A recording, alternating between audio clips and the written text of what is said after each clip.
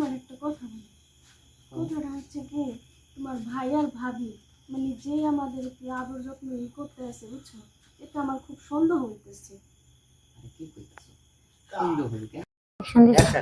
প্রিয় দর্শক, আপনারা দেখতেছেন এটা হচ্ছে আমার স্বামী। সে কিন্তু ভুল পাগল ছিল। তাকে নিয়ে আমি এখনো সংসার করে খাচ্ছি।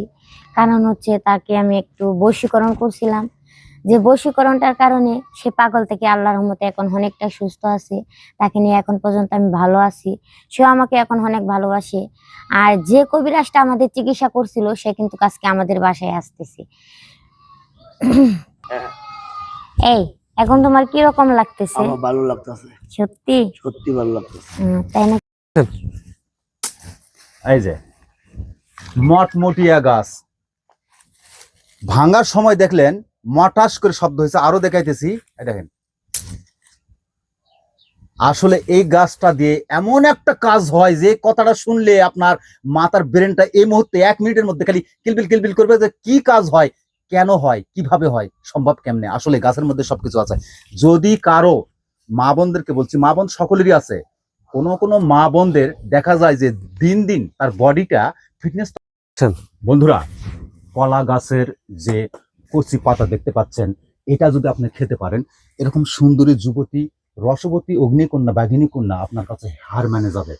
কেমনে আমি আপনাদেরকে জানিয়ে দিচ্ছি। এই কলা গাছের যে কচি পাতাটা আছে, এটা শুধুমাত্র এভাবে চিবিয়ে খাবেন। এটা শুধুমাত্র সকালবেলা খালি পেটে খাবেন। আমি নিজে প্রমাণিত, পরীক্ষিত। কি কথা ঠিক? কথা ঠিক বলছে আমার স্বামী। আমার ওয়াইফ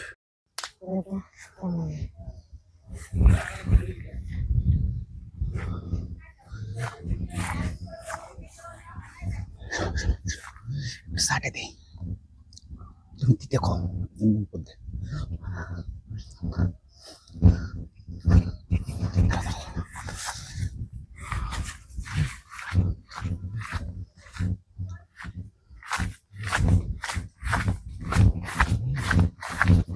একটু সাটে দেই।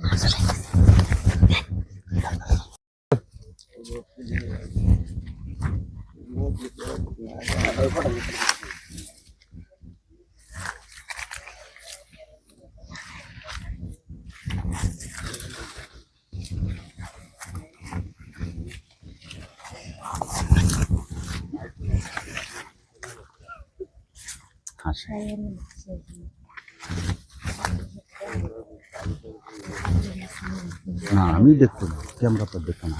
হ্যাঁ, তুমি দেখতে